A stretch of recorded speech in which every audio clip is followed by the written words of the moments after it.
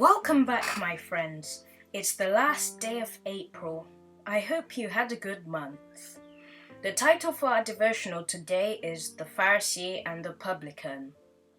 Our verse for today is taken from Luke 18 verse 11. God, I thank you that I am not like other men, or even as this tax collector. Both these men are presented as resorting to the same place for prayer.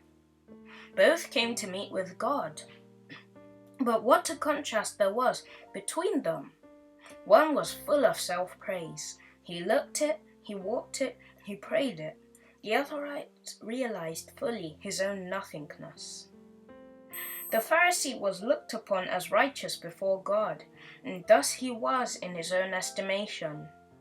The publican, in his humility, looked upon himself as having no claim to the mercy or approval of God. The publican would not so much lift his eyes to heaven, but smote upon his breast, saying, God, be merciful to me, a sinner. The searcher of hearts looked down upon both men, and he discerned the value of each prayer. He looks not on the outward appearance, he judges not as humans judge. He does not value us according to our rank, talent, education, or position. He saw that the Pharisee was full of self-importance and self-righteousness, and the record was made against his name, weighed in the balances, and found wanting. The majesty of heaven humbled himself from the highest authority, from the position of one equal with God, to the lowest place, that of a servant. His trade was that of a carpenter, and he labored with his hands to do his part in sustaining the family. His humility did not consist in a low estimate of his own character and qualifications, but in humbling himself to a fallen humanity in order to raise men with him to a higher life.